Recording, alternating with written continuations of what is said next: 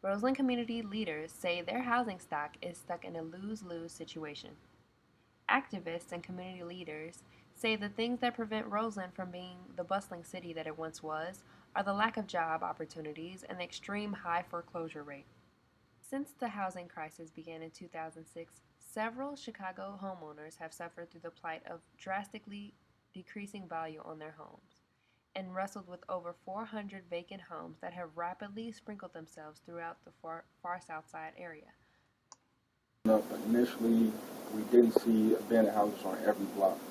You were able to walk through the community safely and not have to worry about anybody jumping out, you know what I'm saying, there's abandoned building, anything like that.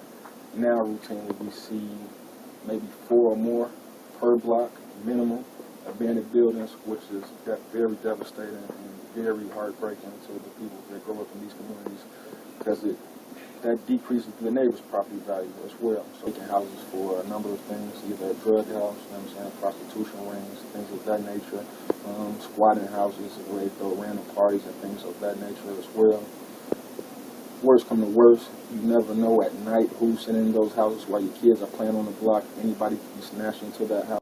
Developing Communities Project is a church-based activist group that has put pressure on the city to handle problems surrounding the abandoned buildings in their neighborhoods. You have people that live basically on the streets. Then you have the gangs and the drug dealers that go into these properties, and then it becomes a nuisance. Foreclosure crisis that happened years ago, and we're still in the crisis today. When you look at the fact that I have one of the oldest communities in the nation, and then the foreclosure crisis hit, it hit the Ninth Ward, the 60628 zip code, extremely hard. So with that came a lot of vacant pieces of property. It helped us, that situation, when we started selling our gas stations, the storefronts, we stopped owning grocery stores and things like that. That did hurt our community tremendously. We don't have any income funneling back into our communities currently. That's one thing that we're working on, trying to get businesses to, you know what I'm saying, work with us so we can get funnel money back into our community.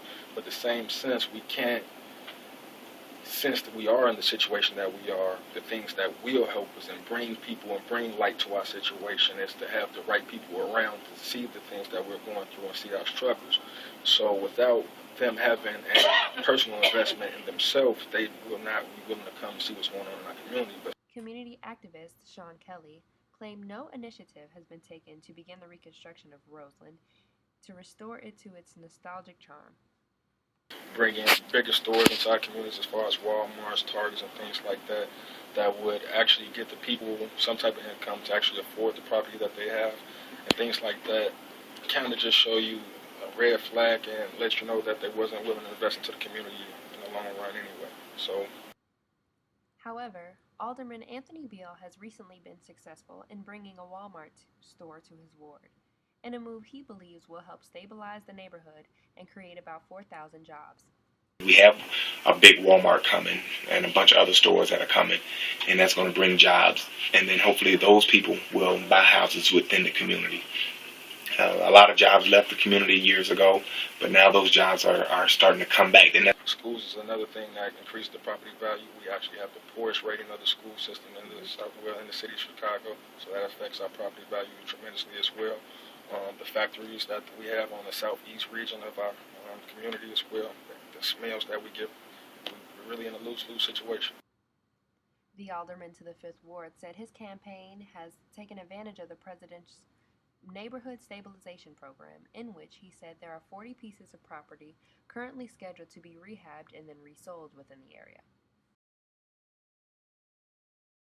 The financial institutions have taken advantage of the people in my community, as well as when the jobs left. So it's a whole lot of things that attribute to the problems that we're dealing with. And you turn that around slowly by bringing jobs back into the area, and that's what we're doing.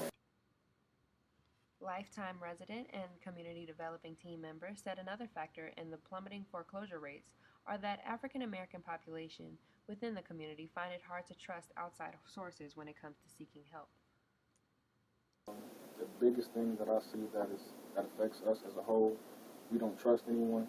We feel like we have been misused as a whole, as a race, and we don't reach out for help. We don't know how to get help, and certain things that may help us out in the situation we run from because of things in the past that people usually are out to harm us in most situations, and take what we have instead of helping us out in the situation once we are in a situation where we need help. They actually don't know how to follow up and things like that because they haven't been, I want to say, I wouldn't like to say properly trained, but they haven't been, it's not natural for them at all to trust someone else with anything, especially business, if throughout your whole life everyone has been seeing like everyone's been out to get you.